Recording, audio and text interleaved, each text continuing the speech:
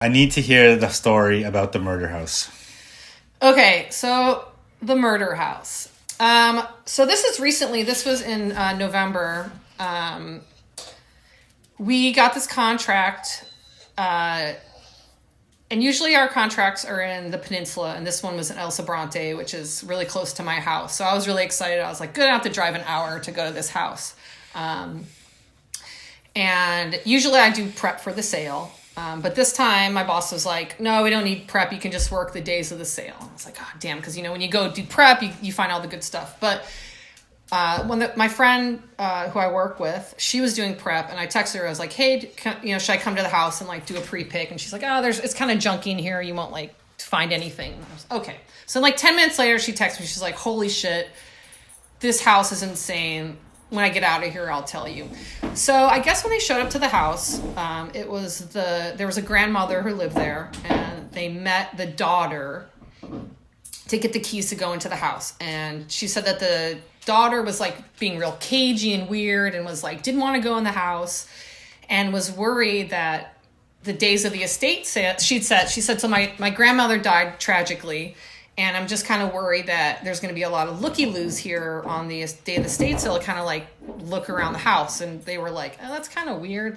Okay, maybe she died, or, who knows, right? How she died. So, they just kind of okay, she's distraught, upset, took the keys, and just were sorting through the house. And my friend who I work with, Holly Ann, she said that she found a piece of paper with the lady's name on it. So she's like, oh, let's Google her and see what happened.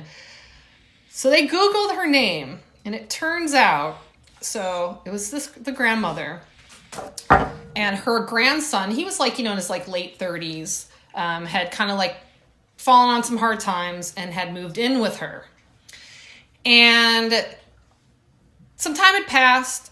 The daughter of the lady, they hadn't heard from the grandma for a few days. They were calling her, hadn't heard from her. So she went to the house to do a welfare check on her grandmother, who her nephew was living there also. She had keys to the house. So she walked in the front door and walked in on the grandson cannibalizing his grandmother. Cannibalizing her mom. That is so dude, fucked. He was eating on her for 3 days. We're talking mouth to flesh, or yes, cutting her up and cooking her, or I don't know, straight, not cooking. So he had a psychotic break. He was on drugs, had a psychotic break, stabbed her, killed her, and then lived in the house with her for 3 days and just was straight munching on her. Oh my God. So I was like, holy shit. And there's a video on YouTube about it. If you look up El Sobrante, Grandma Cannibal, there's somebody made a weird video about it. So I was my boss touched base about it, and I was like, oh, the murder house, huh? And he's like, oh, do you feel okay working it? And I was like, yeah, that's fine. I'm I'm just not going to eat lunch in the house. You know what I mean? I'm not going to eat lunch in my van. I'm not going to right? There are some creepy vibes in that house, and I can get that there'd be some people interested in the macabre, trying to just come and junkies, totally serial killer junkies. So the first day we worked, it didn't feel as bad as I thought, but people were making all these weird dead body jokes, and they didn't know what that house was, but there was all this weird dead body jokes. We had to, it was carpeted, and then there was an area carpet down on that, and somebody bought that, and we were rolling it up, and I was like, oh God, I hope there's no blood stains underneath the rug. So that was the first one. So we rolled that up, and we took it out to the lady's car and heaved it in the car, and the lady was like, oh, it's a dead body, huh? And we were like, oh. I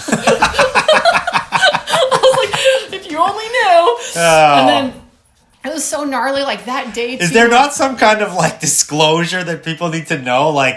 You're buying haunted shit from murder house? I would, for selling the house, yes, but not for an estate sale. That's why I would say maybe just always Google the address before you go to estate sale. Make sure you're not buying some weird haunted shit. So that, and then that day was weird too. My boss was he was like eating his like tamales like on the couch, like in the living room, like where it had happened. And I was like, oh, dude, I was like, this is insane. I was like, this is like, it's a nuts. So then this is my third murder house this month. Yeah, I was like, ugh. And, so it was weird. But then the second day we went, and he was late. So then me and Holly Ann had the keys. So we had to go in there by ourselves.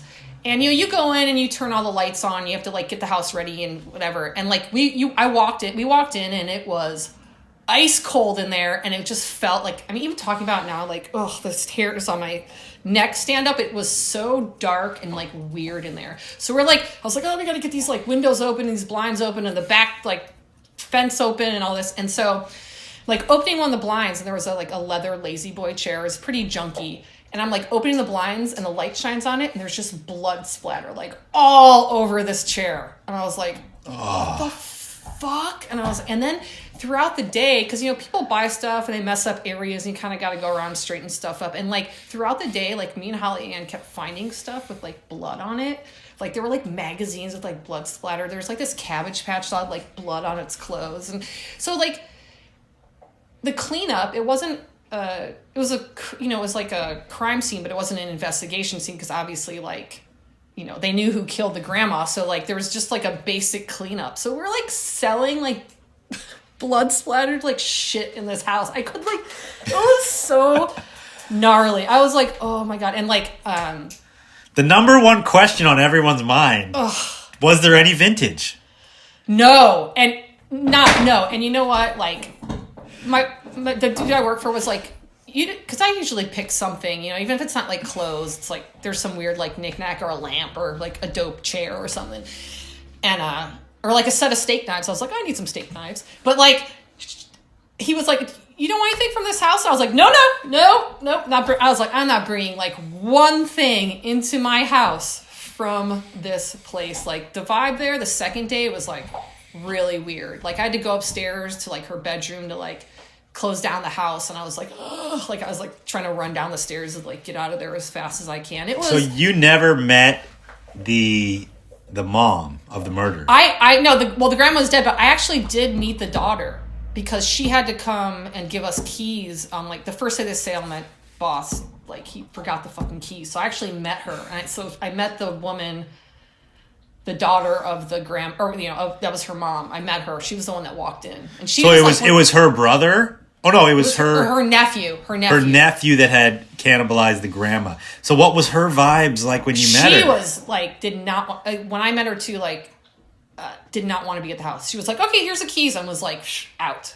Was like, get me out of here. Get this thing sold. I'm out of here. Yeah, it was so, and it was on a weird like dead end street. And it's just, this part of El Sobrante, it's like very suburban, but like houses that were built in the 70s. So now they're kind of like junky and wore down. It was just like, oh, so fucking weird. It was weird. I was like, next level. This is when Vintage and Stuff podcast meets true crime. I know.